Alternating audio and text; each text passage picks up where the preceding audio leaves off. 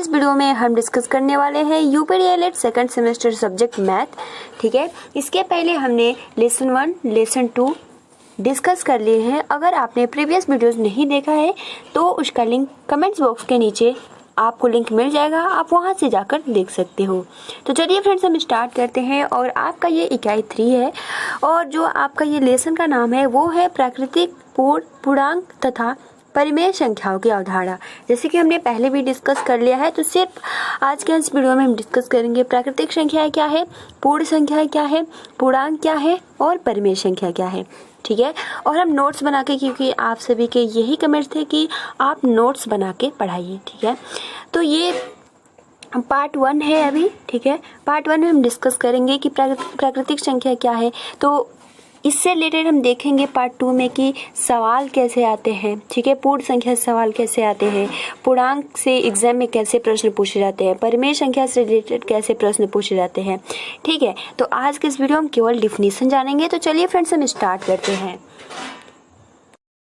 तो ये आपका है यूपीडीएलएड सेकंड सेमेस्टर सब्जेक्ट मैथ। ठीक है, और एक और बात जो आपका ये रहता है कि आप पीडीएफ भी सेंड कर दीजिए। ठीक है, तो पीडीएफ मैं भेज दूंगी आपको, मतलब जस्ट अभी नहीं मिल पाएगा क्योंकि टाइम लगता है, तो इसलिए 2 से 3 घंटा में आपको मतलब आज ही मिल जाएगा पीडीएफ। ठीक, तो चलिए स्टार्ट करते हैं। लेसन 3 है प्राकृतिक, पूर्ण, ठीक है, पूर्णांक तथा परिमेय संख्याओं की अवधारणा। तो सबसे पहले नेचुरल नंबर क्या होता है। तो नेचुरल नंबर क्या होता है, प्राकृतिक संख्या। ठीक है, तो जिसे हम काउंट करते हैं, जैसे रहता है 1 2 3 4 5 6 7 8 9 10 11 12 13 14, मतलब जिसे हम काउंट कर सकते हैं उसे हम नेचुरल नंबर या फिर प्राकृतिक संख्या कहते हैं। अगर आपके एग्जाम में इसका डिफिनीशन पूछा जाए कि प्राकृतिक संख्या किसे कहते हैं, तो जो गिनती की संख्या होती है उसे हम प्राकृतिक संख्या कहते हैं। एग्जाम्पल के लिए आप लिख सकते हैं 1 2 3 5 6 7 8 9 10 11 12 13 14, मतलब यहाँ मतलब पूरा अनंत तक जाता है, वो क्या होता है, नेचुरल नंबर या प्राकृतिक संख्या होता है। अब देखिए एक इम्पोर्टेंट नोट जो बार बार एग्जाम में पूछ लिया जाता है। ठीक है, और आपको शायद पता भी होगा। देखिए एग्जाम में कभी कभी प्रश्न ये पूछ लिया जाता है कि हिंदू अरबी का जितनी भी संख्याएं हैं उनका औसत निकालिए। बट आपको यही नहीं पता होगा कि हिंदू अरबी क्या है, तो आप कहाँ से उसका औसत निकालेंगे। तो इसलिए जो आपका नेचुरल नंबर होता है, प्राकृतिक संख्या होता है, उसे हिंदू अरबी भी कहते हैं। ठीक है, या कहा जाता है। तो ये इंपॉर्टेंट लाइन है, आप इसको अच्छे से याद कर लीजिएगा। अब देखिए पूर्ण संख्या किसे कहते हैं, होल नंबर किसे कहते हैं। तो होल नंबर किसे कहते हैं, तो सिंपल जो हमने प्राकृतिक संख्या जाना, जैसे 1 2 3 4 5 6 7 8 9 10 11 होता है, उसी तरह आपका पूर्ण संख्या होता है। जो आपके सामने जैसे गिनती के सामने 0 लग जाता है, जैसे 0 1 2 3 4 5 6 7 8 9 10, वही आपका पूर्ण संख्या हो जाता है।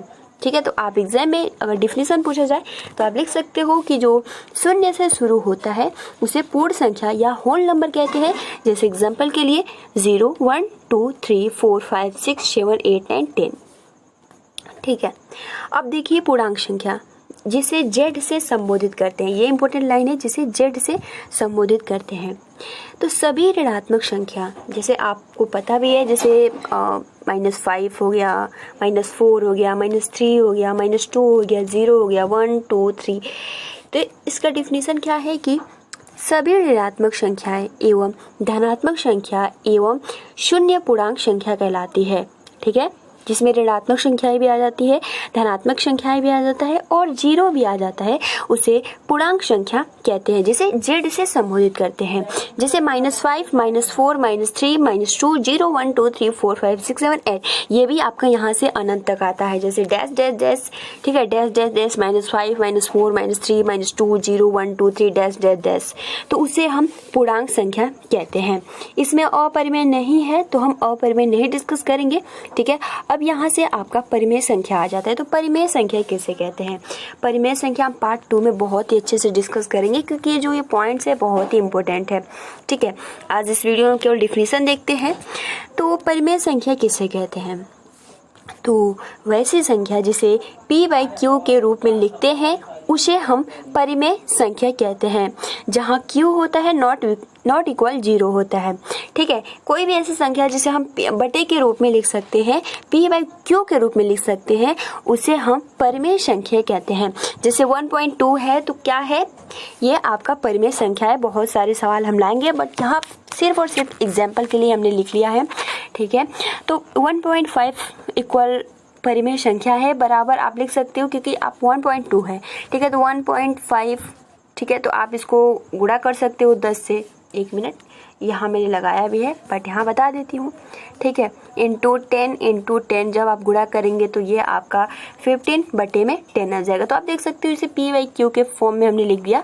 तो क्या है, आपका परिमेय संख्या है। 0 भी क्या है, परिमेय संख्या है।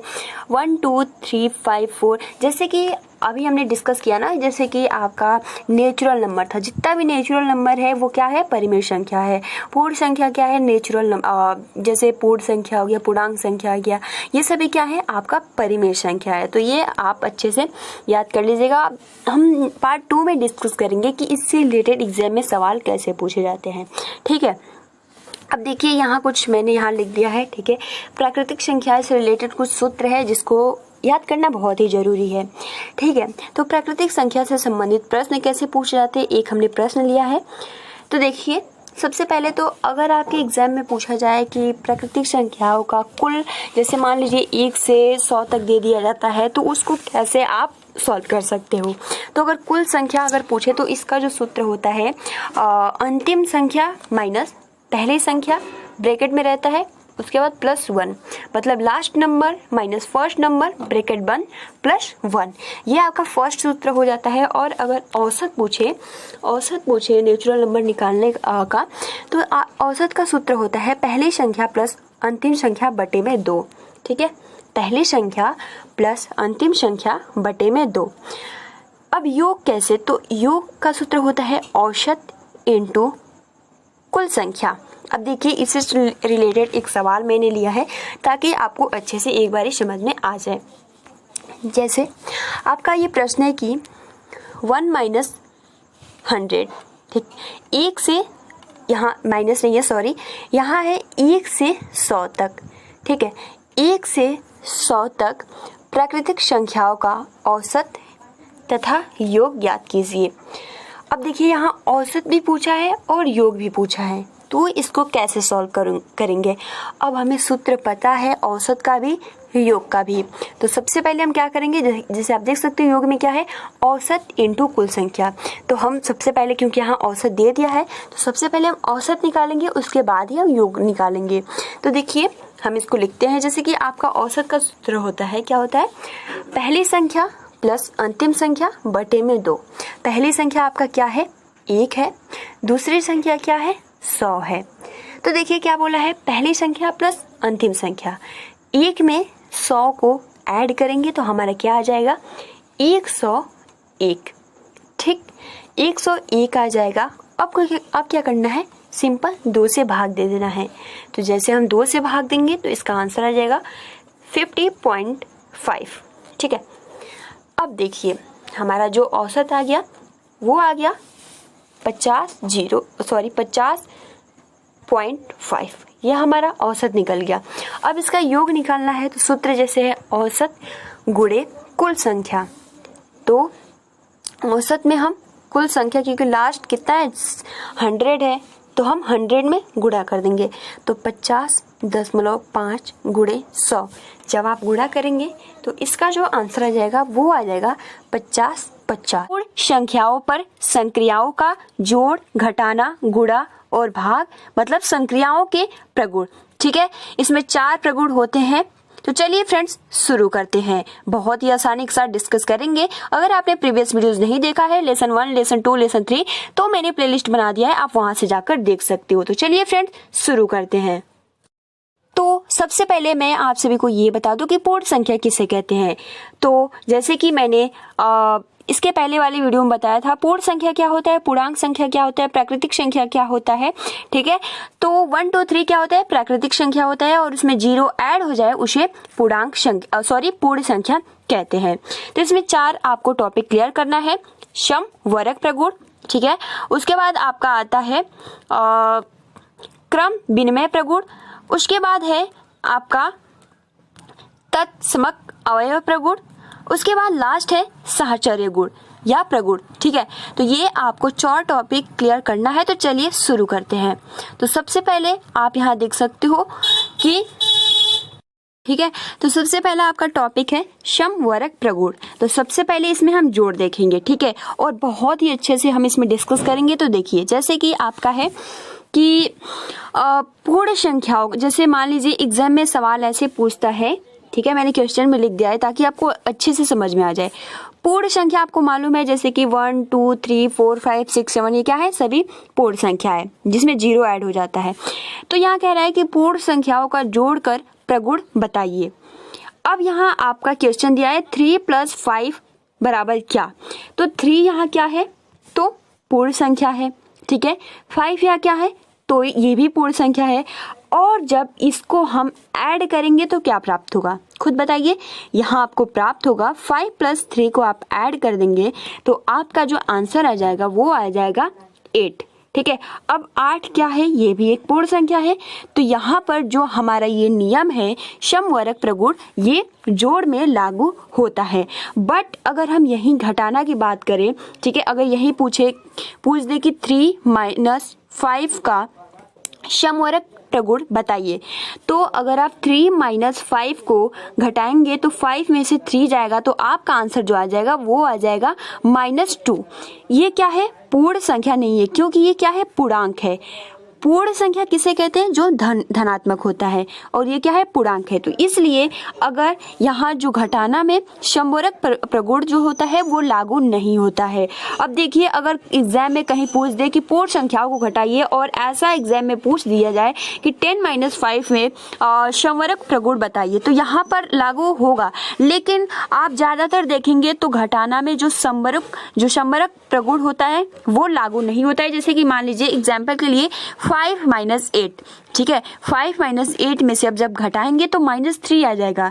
अगर 3 आया होता तो ये पूर्ण संख्या होता, ठीक, लेकिन यहाँ -3 आ गया है, तो -3 आ गया है तो ये क्या है, पूर्णांक है। तो इसलिए हम यहाँ लिखेंगे कि यहाँ समवरक प्रगुण नहीं है। अब यहाँ एक और सवाल कि 5 - 20 को प्रगुण समवरक प्रगुण बताइए। तो यहाँ भी आपका यहाँ ये पूर्णांक है, तो यहाँ भी ये प्रगुण इसमें नहीं है। तो मतलब सिंपल कि घटाने में नहीं होता है। अब देखते हैं गुणा में होता है या नहीं, ठीक है। तो समवरक प्रगुण गुणा, ठीक। तो देखिए एग्जाम्पल के लिए 5 × 5 को आप जब गुणा कर देंगे तो क्या आ जाएगा, आपका यहाँ 25 आएगा, ठीक है। मैंने वैसे ही लिख दिया है 10, यहाँ क्या आएगा 25। तो देखिए ये क्या है, 25 क्या है, पूर्ण संख्या है। 7 × 7 को जब गुणा करेंगे तो 49 आएगा। 49 आ गया तो क्या है, ये पूर्ण संख्या है। मतलब यहाँ ये जो प्रगुण है यहाँ लागू होता है गुणा में, तो यहाँ आपका ये हो जाएगा। तो आप यहाँ लिख सकते हो कि यहाँ समवरक प्रगुण है। अब देखिए भाग, तो भाग तो किसी में भी आपका चारों टॉपिक हो जाता है, वो किसी में भी लागू नहीं होता है, ठीक है। तो जैसे कि मान लीजिए 5/8, अब आप भाग देंगे तो क्या आएगा, 5 डिवाइड को करेंगे तो 1 पॉइंट आ जाएगा, तो यहाँ पूर्ण संख्या नहीं है, तो सिंपल हम यहाँ लिख देंगे। अब देखिए सेकंड है आपका क्रम विनिमय प्रगुण, इसको कैसे डिस्कस करेंगे। तो देखिए सबसे पहले इसमें हम जोड़ बताएंगे, फिर घटाना बताएंगे, फिर गुणा, ठीक है। तो क्रम विनिमय प्रगुण, अब देखिए इसमें क्या होता है कि क्रम से, जैसे कि 2 + 3, 5 + 6, ठीक, 7 + 8, 10 + 11, ठीक है, 11 + 10, मतलब क्रम से होना चाहिए। अब देखिए एग्जाम में कैसे पूछा जाता है, 2 + 3 = 5 होता है, तो अगर 3 + 2 करेंगे तो क्या यहाँ क्रम विनिमय प्रगुण है या फिर नहीं। तो देखिए अगर आप 2 + 3 को ऐड करेंगे तो क्या प्राप्त होगा, 5। अगर यहाँ इधर 3 ला दे और इधर 2 ला दे तो 3 + 2 को तब भी ऐड कर देंगे तो हमारा क्या प्राप्त होगा, 5। यहाँ भी 5, यहाँ भी 5, तो यहाँ हमारा जो क्रम विनिमय प्रगुण लागू होता है। अब घटाना की बात कर लेते हैं, वही डिजिट लिए हैं ताकि आपको अच्छे समझ में आ जाए। जैसे कि मान लीजिए 2 - 3, तो 2 -3 को घटाएंगे तो -3 में से 2 घटाएंगे तो -1 आ जाएगा। और यहाँ आप चेंज कर देंगे 3 - 2, तो 3 - 2 को आप जब घटाएंगे तो यहाँ का क्या आ जाएगा। अब देखिए यहाँ क्या, जैसे घटाने का नियम, आपको चिन्ह के बारे में मैंने आप सभी को बताया था। यहाँ क्या है 3 है, तो 2 3 से सबसे ज़्यादा है तो इसलिए हमने माइनस लगाया।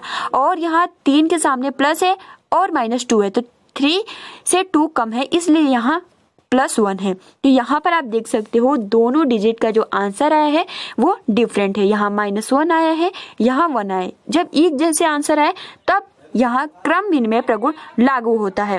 ठीक है, तो इसलिए यहाँ क्रम विनिमय प्रगुण लागू नहीं होता है। आप यहाँ लिख देंगे कि यहाँ क्रम विनिमय प्रगुण नहीं है।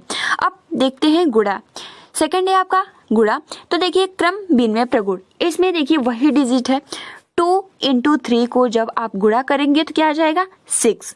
ठीक है, अब 3 × यहाँ ये 3 आ जाएगा, 3 × 2 का गुणा कर देंगे तो 6। आंसर एक जैसे है तो यहाँ हमारा क्रम विनिमय प्रगुण लागू होता है। अब अगला देखिए क्रम विनिमय प्रगुण भाग। अब भाग देंगे तो यहाँ तो ये लागू नहीं होगा, पहले मैंने बता दिया। 2/3 को भाग देंगे तो 1 होगा। 3 तो यहाँ 0 पॉइंट कुछ आएगा, तो यहाँ क्रम विनिमय प्रगुण लागू नहीं होता है। अगला जो आपका है लास्ट नहीं है, थर्ड है। ठीक है, थर्ड है आपका तस्तमक अवयव प्रगुण। तो सबसे पहले जोड़ देखते हैं। तो इसमें क्या होता है 0 में ऐड करना होता है। ठीक है, 0 में ऐड करेंगे 3 को, या कोई भी मान लो 1 + 0 तो क्या आएगा हमारा 1 आएगा। 0 + 1, ठीक है, तो भी हमारा 1 आ जाएगा। 2 + 0 तो 2 आएगा। 0 + 2 तो क्या आएगा 0। इसी तरीके से आपका है 3 + 0 तो 3 आएगा। 0 + 3 तो क्या आ जाएगा 3। तो यहाँ क्या है आपका जोड़ में तस्तमक अवयव प्रगुण लागू होता है। फिर आता है घटाना। तो घटाना में आप देख सकते हो तस्तमक अवयव प्रगुण। तो घटाना में जैसे कि यहाँ आप देखेंगे 3 - 0। अब 3 - 0 में जैसे आप घटाते हैं 3 तो यहाँ क्या प्राप्त होगा 3। लेकिन अगर 0 - 3, 0 में से 3 कैसे जाएगा, तो इसलिए यहाँ 0 प्राप्त हो जाएगा। तो यहाँ तस्तमक अवयव प्रगुण लागू नहीं होता है। ठीक है, अब देखिए गुणा। तो गुणा में भी ये लागू हो जाएगा 3 × 0। ठीक है, तो यहाँ 0 × 3 तो यहाँ भी 0। तो यहाँ पर आपका गुणा में तस्तमक अवयव प्रगुण लागू होता है। अब लास्ट है आपका साहचर्य गुण, जिसमें 3 डिजिट होते हैं। ठीक है, तो सबसे पहले जोड़ देख लेते हैं। तो देखिए एग्जाम्पल के लिए आप कैसा रहेगा, जैसे ऐसे पूछेगा 1 + 2 + 3। ठीक है, 1 + 2 + 3 तो ऐसे कर देगा जैसे मैंने यहाँ से लिखा है। ठीक है, यहाँ से 1 + 2 ब्रैकेट में है +3, 1 + ब्रैकेट में है 2 + 3। तो क्या हम इनको अब ऐड करेंगे तो क्या डिजिट चेंज हो जाएगा? नहीं चेंज होगा। जैसे आप 2 में 1 को ऐड करेंगे तो हमारे 3, और 3 में 3 को ऐड कर देंगे तो 6 आ जाएगा। फिर वैसे ही 3 2 5, 5 में 1 को ऐड कर देंगे तो 6। तो यहाँ पर आप देख सकते हो 6 6 ये दोनों आंसर एक जैसे है। तो यहाँ पर आपका साहचर्य प्रगुण में ये जो नियम है वो लागू होता है। लेकिन अगर घटाना की बात करें तो ये जैसे आप देख सकते हो 1 - 2 ब्रैकेट में है, फिर -3, 1 - ब्रैकेट में 2 - 3। तो जब आप इसको घटाएंगे तो देखेंगे तो -4 आ जाएगा, और इसको आप घटाएंगे तो 2 आ जाएगा। तो यहाँ पर ये जो आंसर है एक जैसे नहीं आया है, तो ये यहाँ पर लागू नहीं होता है। फिर देखते हैं साहचर्य गुणा। ठीक है, यहाँ गुणा है।